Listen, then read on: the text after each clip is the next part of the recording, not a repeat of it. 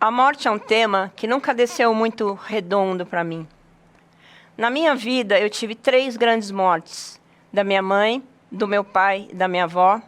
Em todas elas, eu fugi antes, deixando minha irmã de peixes para segurar essa onda toda. No velório do meu pai, eu estava super cansada. E eu disse que eu não iria no enterro. E a minha irmã mais velha falou, temos que enterrar nossos mortos.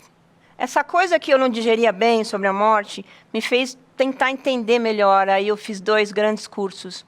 Um de doulas da morte e o outro de cuidados paliativos e luto na Fundação Elizabeth Kubler-Ross. No curso de doula da morte, eu aprendi as coisas mais importantes da vida. Uma é aprender a morrer. E a outra é aprender a não ter medo da morte. Foi um curso sensacional, onde aconteceu a coisa mais importante também na minha vida, que foi conseguir viver nessa cena, no dia do meu velório, todos os lutos que estavam encalacrados e que a gente encalacra e não percebe.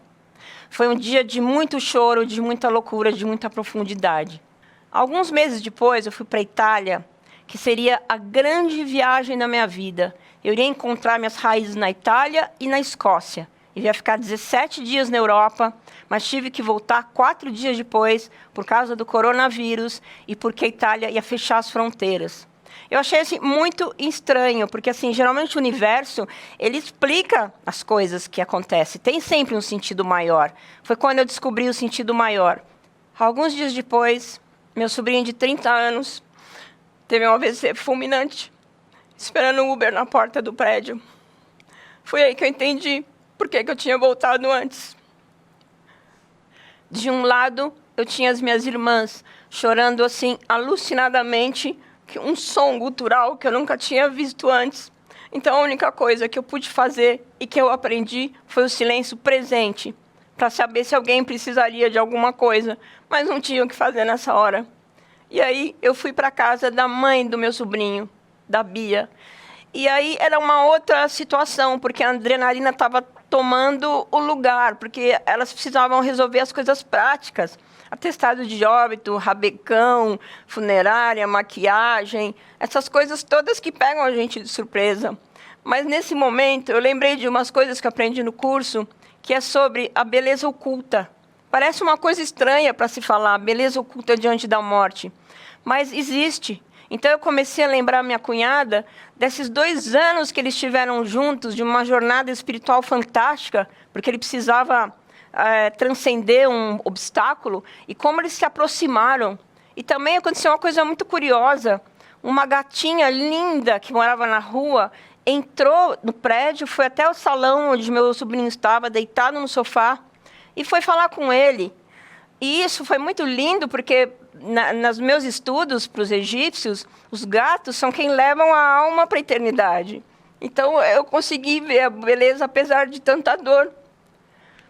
Depois da morte, vem a segunda porrada, bem arrebordosa, que é o luto. O luto é um tiro de escopeta no coração. É quando dá para você ver o buraco do outro lado. É quando você provavelmente vai falar coisas que não deveria falar, mas que ninguém tem certeza, mas fala mesmo assim, porque ninguém sabe o que dizer, ninguém está preparado para esse momento. A primeira coisa que todo mundo fala é meus pêsames, sem saber o que isso quer dizer. Pêsames significa pesar em mim, ou seja, seu luto pesa em mim, é um fardo. Por isso que todo mundo vaza quando as pessoas estão enlutadas. E também vai dizer coisas como, pelo menos ele descansou, sendo que a morte não é um spa. Todas essas coisas ou entram por um ouvido e saem pelo outro, ou elas vão machucar mais ainda quem já está em carne viva. Ou pior ainda, vai falar para quem está enlutado, foi o destino. Como se o luto fosse o título de um nome de um filme do Tom Cruise. O que a gente precisa, então, diante de uma pessoa enlutada? A gente precisa ser um cobertor nos dias de frio, porque o luto é uma transição vivida a cada dia sem essa pessoa, de uma vida com essa pessoa para outra sem essa pessoa. A gente precisa permitir que as pessoas sintam o que elas quiserem sentir sem julgamento.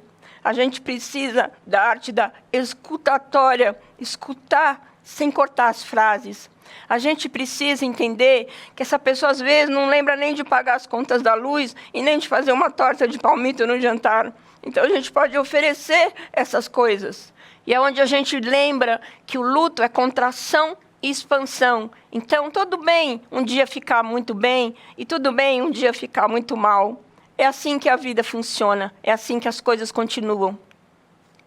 Mas, com o passar do tempo, o luto encontra um lugar de descanso, porque a gente entende que a pessoa que morreu não é só a morte dela, é também tudo que vivemos juntos, que essa pessoa está em todos os lugares, que fizemos aniversário juntos, festas de natais, férias, que compramos juntos a camiseta do time de futebol. Portanto, essa pessoa passa a ser homenageada em todos esses momentos alegres e felizes da vida. E por todas essas coisas que eu falei acima, agora a gente tem que entender que é importante honrar o luto das pessoas, porque em algum momento da nossa vida, nós também teremos que enterrar nossos mortos. Muito obrigada.